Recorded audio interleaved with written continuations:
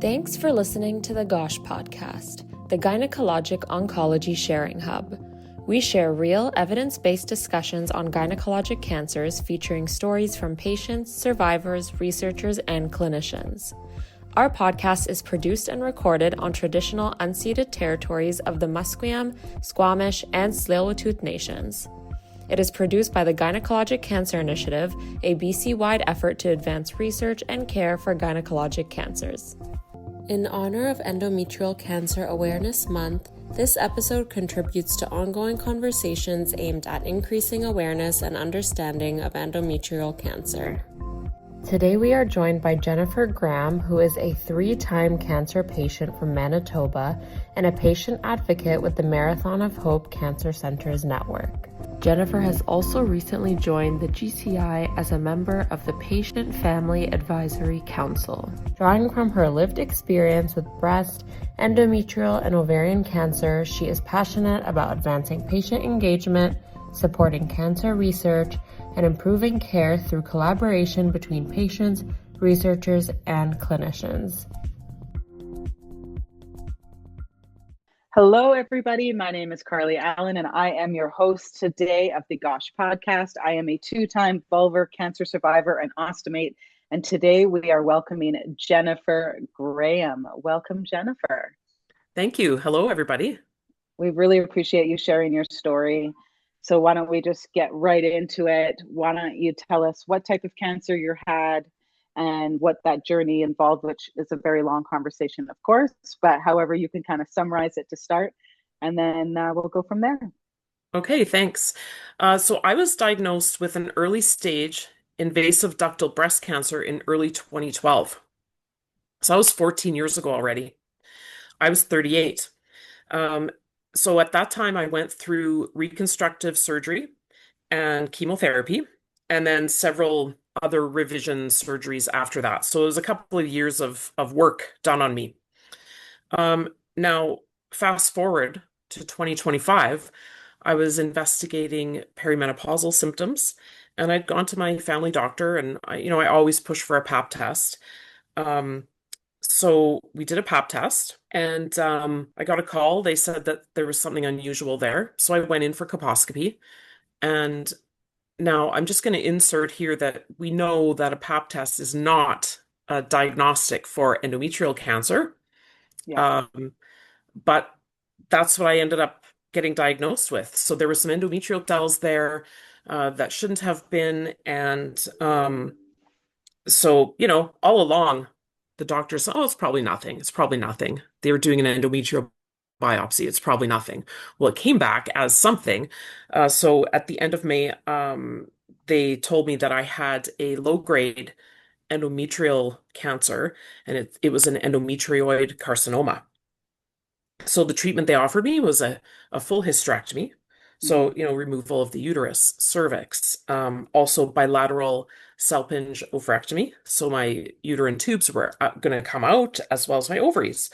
And so the pathology in the end of August, or at the end of August, showed a little surprise that I had ovarian cancer, bilateral ovarian cancer as well.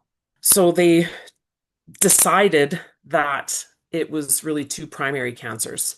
So that was a surprise. And, fortunately, if you can say fortunately, I think in the cancer world, fortunately can mean a lot.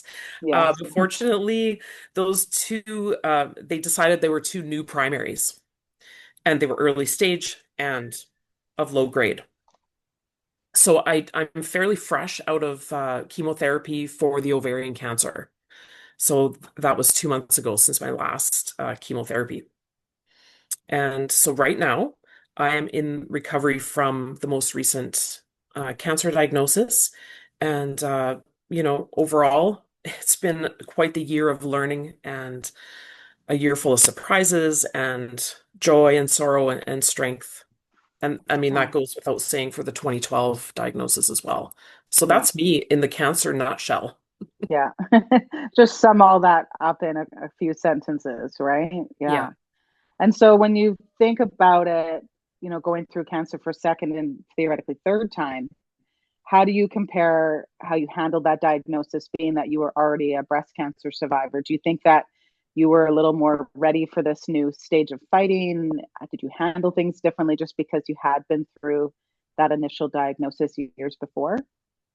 The first thing I thought of to compare the two is, my kids were so young at the time. I have three boys, Yeah. and two stepkids, and they were all, under the age of 12, 13. And so now, facing it now, I feel as though maybe the shock was still there to the same Hmm. level. Hmm. I would say maybe the fear was a little bit less because I knew that I had been there before, plus the 14 years of growth in between. Right. I'm big on personal growth. I mean, I've been kicked down a few times for various reasons and always seem to rise above and come back a little bit better and stronger. So I'd say it's still life-changing. I mean, I was still horrified to have to tell people Yeah. that. It was hardest to tell those that were close to me. You Hmm. know, Hearing it myself is one thing, but Hmm. then saying it out loud and saying it to the people around you, it's tough. Yeah. Yeah, it is tough. And then, like you mentioned, seeing the children, they have grown as well. So the way that they were handling, their mother and stepmother being diagnosed with cancer again would have been a lot different for them too than when they were younger children. And so the way your family kind of jumped in would have been a little bit different as well. Hey. Definitely. And, seeing the kids as adults and being able to share maybe a little bit more Hmm. with them than I would have at the time. Yeah. The phrases you use are a little bit different. And then we had a bit of a roller coaster on the diagnosis as well, because for a while there, about 25 days, I didn't count it down to the hours, but for approximately 25 days, there was a suspicion of metastatic disease, Wow. metastatic breast cancer. So we Yeah. had many roller coasters and just, could this get any worse? It got Right. worse, worse, worse until, um, my lymph nodes in my chest turned out to be something else.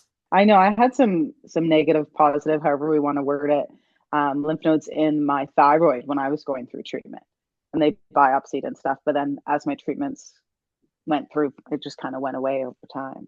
So yeah, the Yeah, body's really fighting, right? So I think it's just saying what's happening, and all these things kind of get tied in together. yeah, and there's the recurrence, fear of it coming Hmm. back is always in your mind. That's a Hmm. volume button that doesn't get taken away ever, I think. And No, so while the volume is low, you just are still shocked. there's so many things that happen. It's like a whirlwind. Like you said, it's you've been punched down, kicked down, whatever you want to call it, and you're trying just to keep going as best you can. And I'm not a mother, but I can only imagine how hard that would be. That you're trying to take care of yourself, but yet you're still trying to be a mother to these young boys, young men, and the emotions that would come along with that too. Right? That's a lot. Yeah, everyone sees it in a different way. Everyone has a unique perspective. And, Yeah. um, when you sort of button up the first cancer, you're living life, you're moving on, you're doing all these things that become suddenly higher up on the list, which is great. Hmm. But maybe you're not getting tested as much. You don't have Hmm. a CT scan every year because it brings anxiety. So, or Hmm. scanxiety, as I've heard people refer to Yeah. it Yeah. as. So, you're thinking, how come those lymph nodes are enlarged? Well, the last time I had a CT was 12 years ago. Great. So, Yeah. all these other things are coming in like, what if? But Yeah. I think that I know better now Hmm. to Hmm. be just take the information in. Let's Hmm. see what we can do, work with the medical Hmm. team being amazing and pushing through for these procedures Yeah. that can get us the answers we need. Absolutely. And the self advocacy, I don't know if you can relate, but when you first diagnosed, you're learning how to handle it, how to advocate for yourself, but then you get back into we're both recurrent survivors, you get back into it and you kind of know a little bit more how to advocate for yourself and what you're going to need. It's kind of sad that you learn how to be a better advocate for yourself through all this trauma, but I'm sure you learned a lot of that along the way too. Definitely. And what works for you. And some of the feedback, I became a peer supporter for breast cancer. And I've already told the coordinators at Cancer Care Manitoba, I'm on the list for endometrial, ovarian, like whatever I can do. Yeah. Some of their feedback was the most helpful. You're hearing from someone else going through it that the Hmm. one thing you said to them helped them get through this particular time or help Hmm. them turn their own corner on their own journey. And that's what I love the most is I love to help people, but I mostly love to help people help themselves. So Right. with my kids, trying to give them the tools that they can to live their life independently, but also in a careful manner and a thoughtful manner is that's a gift you can give somebody. Yeah, absolutely. I think that's pretty special. The buddy system with whatever type of cancer somebody's having, I think is a very amazing thing to do because as much as we all have supporters, when you talk to someone, specifically the same type of cancer or treatments than you have, it's a real big support that I think a lot of patients need to keep going through whatever they're dealing with. So for I you to be doing that for others already is pretty special. and I've made breast cancer, okay, it's out there. Let's Hmm. face it. Breast Hmm. cancer is well researched, well studied, it's well advertised, there's Hmm. a lot of perspectives on that. A gynecological cancer? Hmm. Yeah. Who's talking about that? Yeah.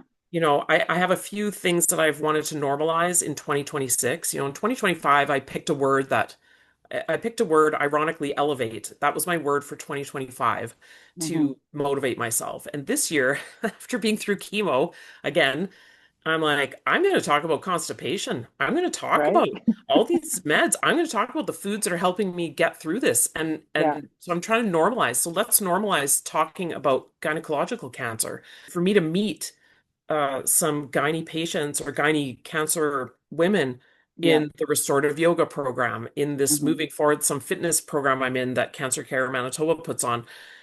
I never realized how important it is to be able to identify Hmm. with another person that has a gynae cancer. I Absolutely. hate to meet you, but I'm so happy to meet you, Charlie. I know, and that's it. And I was thinking about this last week at a presentation. It's like we're kind of taught as young girls, like you don't talk about your girl parts. Like even right now, I don't even say the word vagina. So it's like Yes. then when you get diagnosed with these cancers, you kind of think it's hush hush again because we're just kind of taught through society that we can't really talk about below the belt, right? Mhm. And there's a lot going on for men and women, like both of them, men and women, below the belt with cancers right now. And I think the more that people share and bring awareness, the more it helps the next person and so on. So, Absolutely. we got to talk about it, even though it's kind of taboo. And like you said, like, oh, how do I approach this? Right. So, The and you kind of feel stigma. like something is wrong, right? Yeah. The Yeah. stigma, right? So breaking down some of that stigma, it'll probably never be gone, but we can do our best to break it down. I mean, breast cancer has come a long way over the years and they broke their stigma. So we need to follow suit now with gynae cancers as well. Yeah, and I think we can tap into a lot of what other cancers can offer in terms of stigma. I mean, wow, I'm on another national group with the Terry Fox Marathon of Hope Cancer Center Network. They have a patient working group. I've been on that group Mhm. for since 2023. That was the first group that I'd been on with other people with a Mhm. lived cancer experience that wasn't just breast cancer. Right. Wow, there's men, there's caregivers, there's other women with a Mhm. variety of Mhm. cancer experiences. So I think Yeah. we are stronger together, and we have to use what's already been done Yeah. and go with it. That's Um, amazing. yeah, Because when you think about support, like a lot of times we just think it's our spouses, our friends, our parents, that kind of thing, like family and friends. But you've gotten so much more support already through you joining these groups and all that. And so do you think between the two, it's really made a difference in kind of where you are today mentally, like getting that good support? I think so. I have a running list of people that I would give a muffin basket to.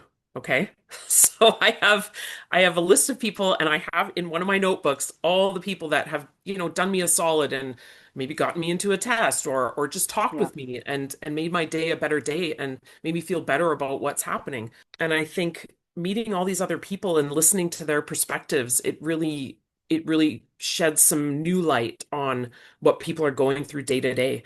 And Yeah. people can be walking around with a cancer and you don't know. You know, Hmm. people say be kind. You don't know what's going on in their life. And Yeah. having a cancer diagnosis, a treatment experience doesn't mean that you look any different. Yeah. But it's Absolutely. important. Yeah, I think it's important to hear what other people have to say and take it into account when you're thinking about cancer and thinking that, Yeah. we aren't alone. There's so many other cancers out there. I Yeah. think some could use a bit more support from the world. Hmm.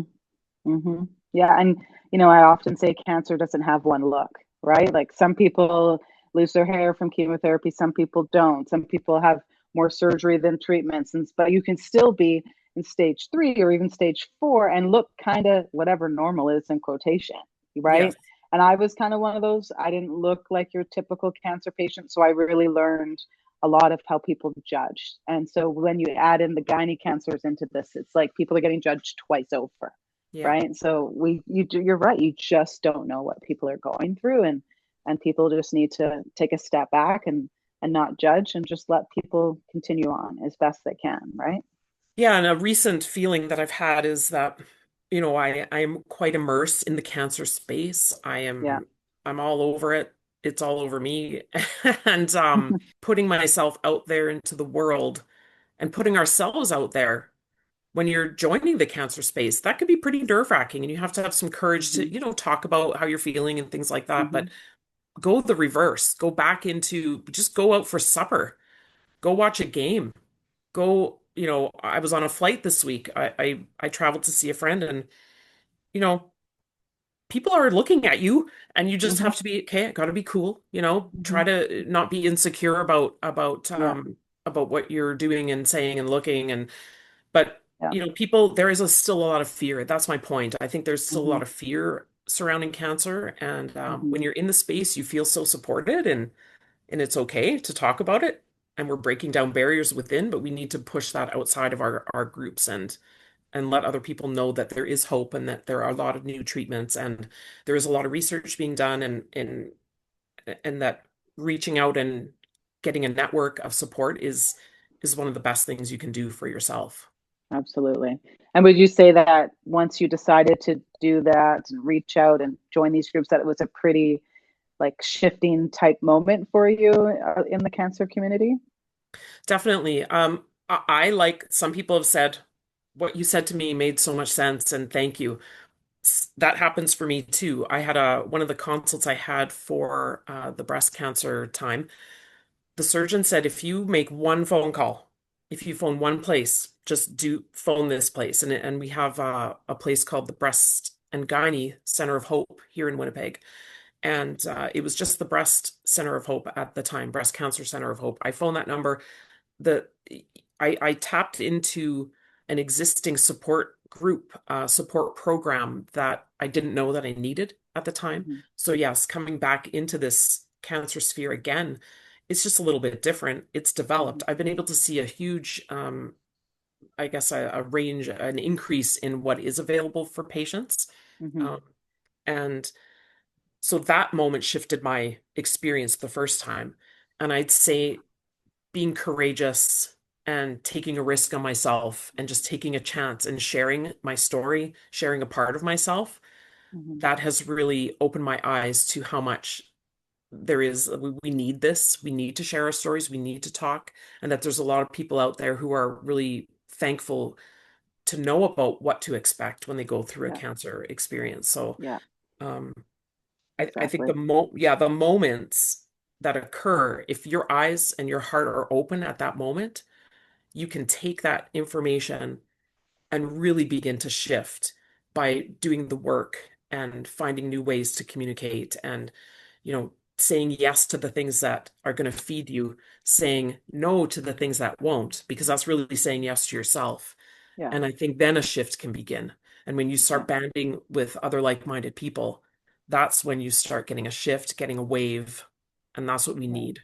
Yeah, absolutely. And just like waves in the ocean, there's so many stages of cancer treatment, recovery, some people in hospice. And so you kind of need that care and support to change along the journey because there's so many different waves, right? And Yes. I found during treatment, I was better than when I was kind of off treatment, because I was like, whoa, like my job, it's our job. We go to treatment. Yeah. You get your treatments every day with most of us. And then when that's over, you're kind of like, what now? But you're still in pain. Your body's still been changed, like your mental health, all that kind of stuff. So like you said, the more we all share and bring more awareness out, the more that we'll be able to support those different waves of cancer treatment and cancer life in general, because it's never really over, right? It So, isn't. You're either thinking about it if you don't mhm, have um active cancer or no mhm, evidence of cancer. I think that's where I'm at. The old days mhm, of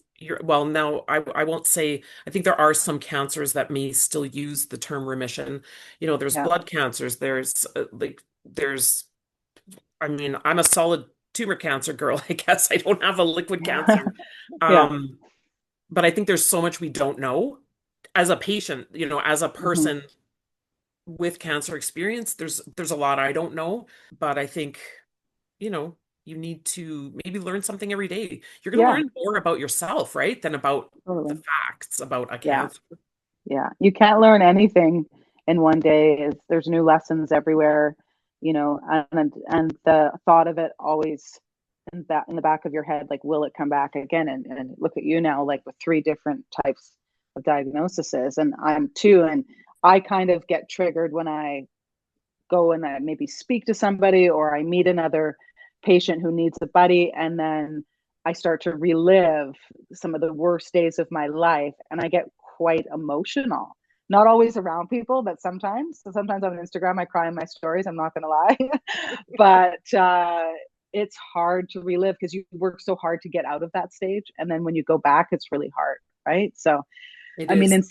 in saying that, like, with you being, so involved, and I'm really applauding you, because I was not doing half of what you're doing at this stage. You're really making a difference. What's kind of like your day to day, and how do you feel being a what we would call a patient partner, and how is all that going for you? Well, it's a busy schedule. I'm Right? telling you. I've had to say no to some things or Mm-hmm. reschedule a few things because I Yeah. want to take it all in. And Mm-hmm. life is short, okay? We know this. We learn Mm-hmm. this. Life is short. We never know what's going to happen around the corner. So getting yourself into the mindset where you can live in the present moment as best you can Mm-hmm. and do what you can and really try not to stress about things. Like Mm-hmm. I used to stress, oh, this schedule's going to happen. I'm going to be late for this, late for that. You know what?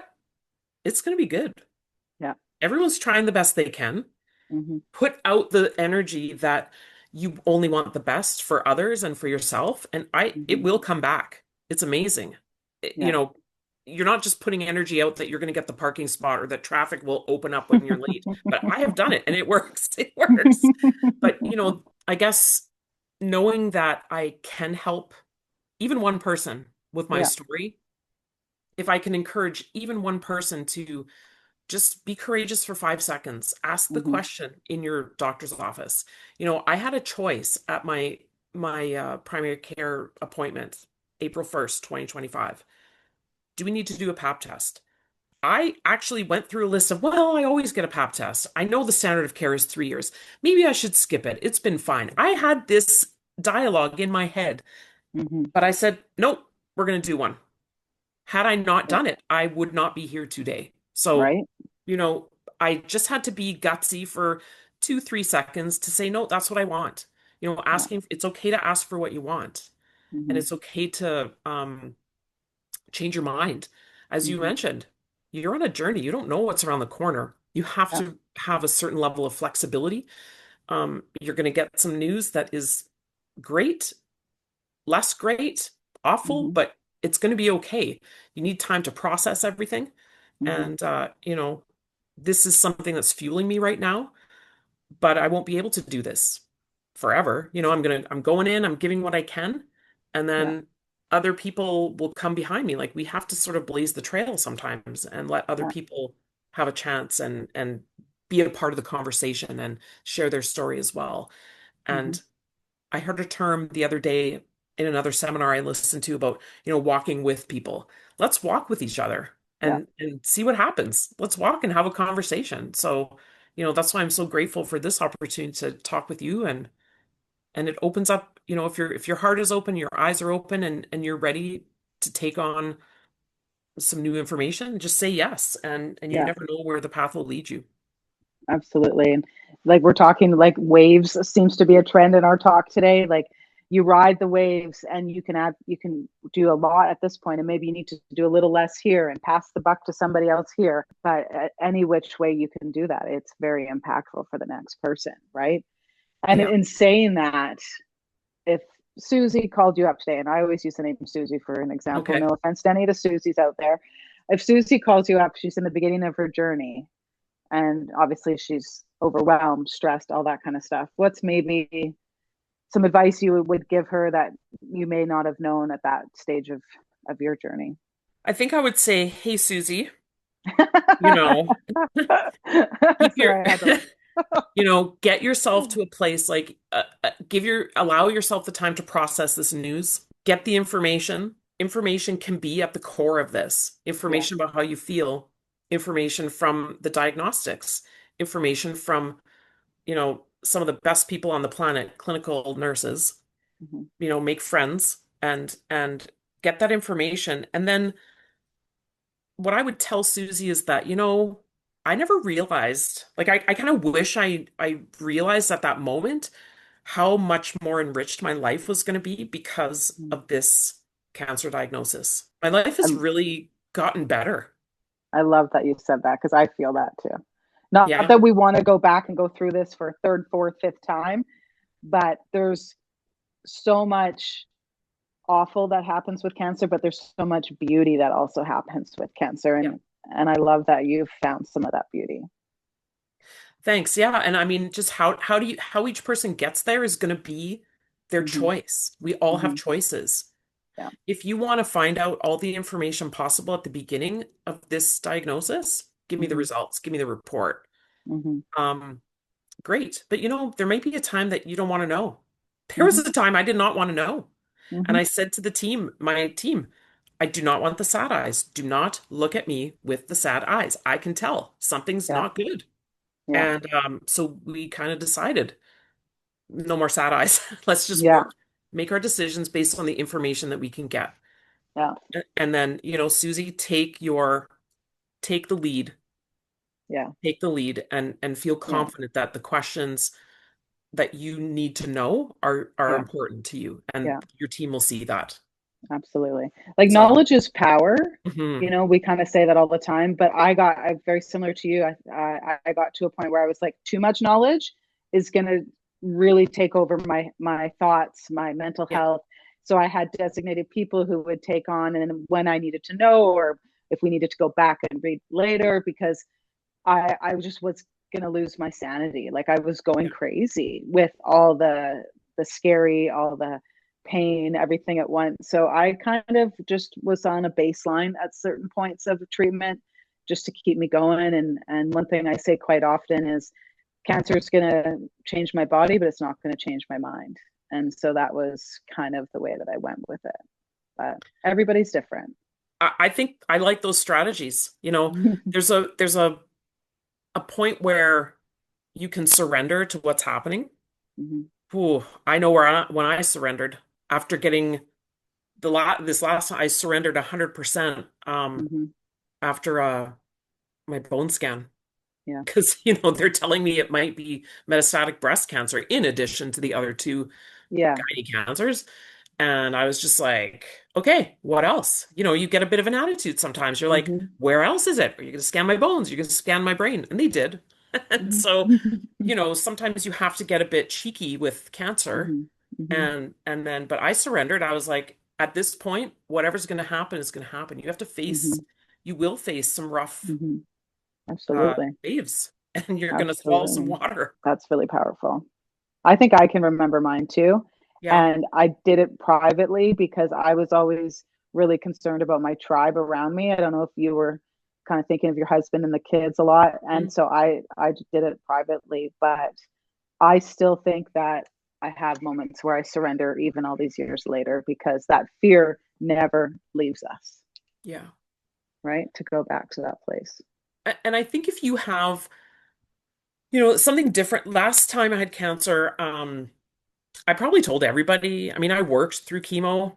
That is a whole other choice that I made. Yeah. But this time, I didn't tell everybody I had cancer. Hmm. I Hmm. just I chose the people. I chose my group. Hmm. Sometimes you got to just tell your people. Hmm. And what I did do is when I was a pancake on the couch and I was really not feeling like it, if one of those people called me, I picked up the phone Hmm. and I cried for it was like a 2-minute conversation. How are you Hmm. doing? Terrible. I was just being honest. Yeah. And I Yeah. think part of what you can do to sort of give yourself hope is just trust the process, trust that there Hmm. is a process, first of all, Hmm. trust that other people have made it ahead of you, trust that everyone's doing their best on your healthcare team, Yeah. and trust yourself to make the right choice for yourself. So when I was thinking about this morning, trust is a word I would bring into the, surrender, trust, Hmm.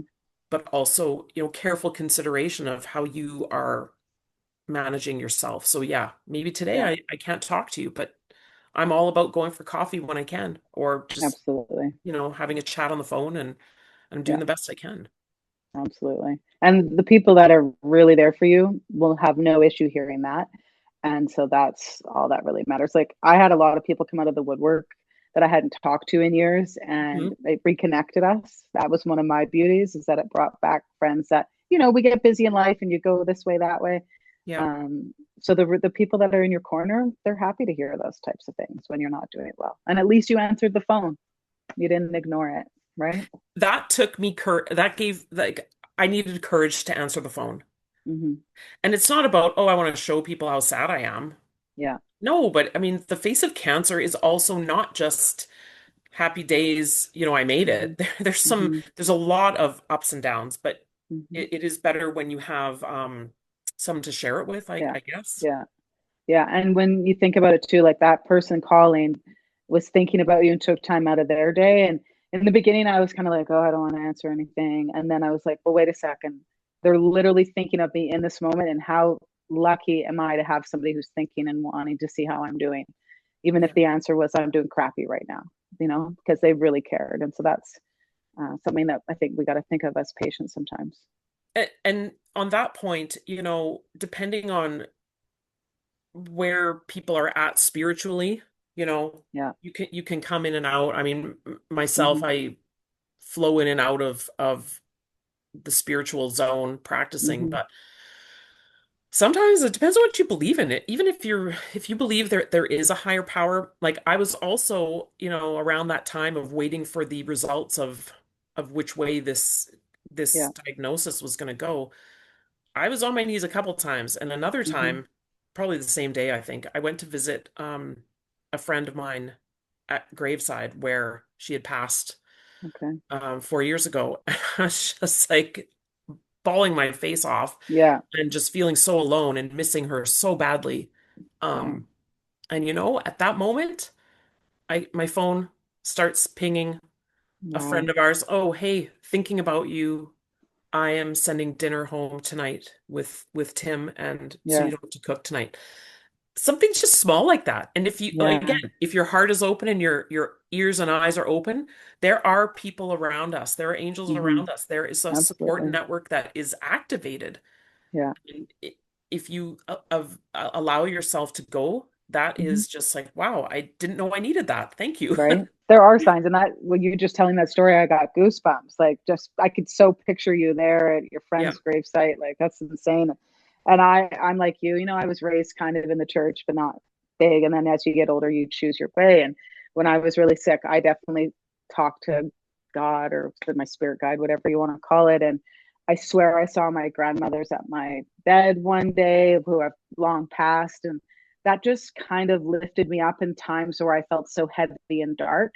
Yeah. And so you don't have to, necessarily connect with one religion or whatever. You just have to connect with your soul and maybe somebody else's that you miss that's out there somewhere, Yeah. right? Yeah, no, that's pretty special. So let's turn this frown upside down now, shall we? So you finished your treatments.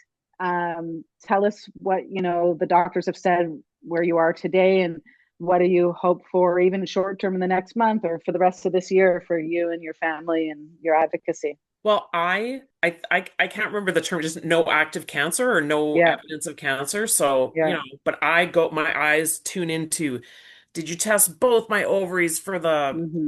the any genetic Yeah. abnormalities and things. So I had a bit of work to do to just finalize and just where to get right in my mind. So I'm trying to get right in my head. I'm trying to recuperate. My body's coming back. Like Hmm. body, just how I'm physically feeling.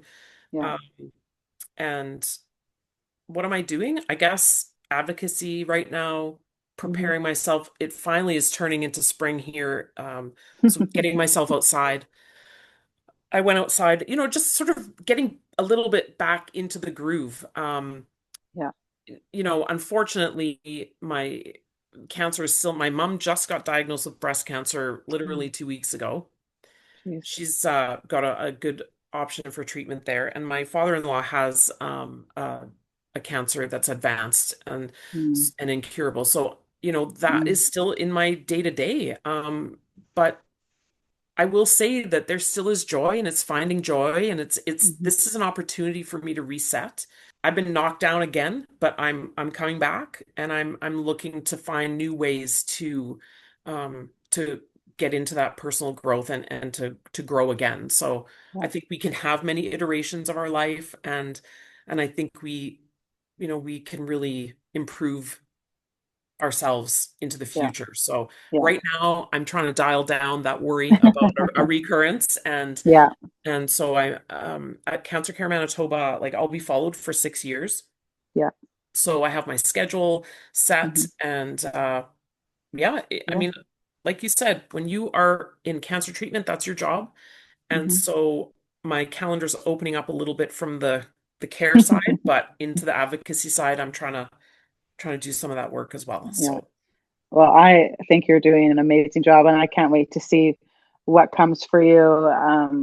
I think you're doing it just right. Like you're not putting too much pressure on yourself. You're just kind of going with it, and now you're going to be a really good tribe member for your mom and your father-in-law who have their battles coming. And it just goes to show us that cancer is everywhere yes. with everyone in some way, be it if you're a patient or a supporter of it. And we just all, I think I could talk for everybody in the world. We just want to see cancer just stop affecting so many people because it's Yeah. such a life changing disease, as are many. But we're just talking cancer today. Yeah, We can't go exactly. down all the Exactly. rabbit holes.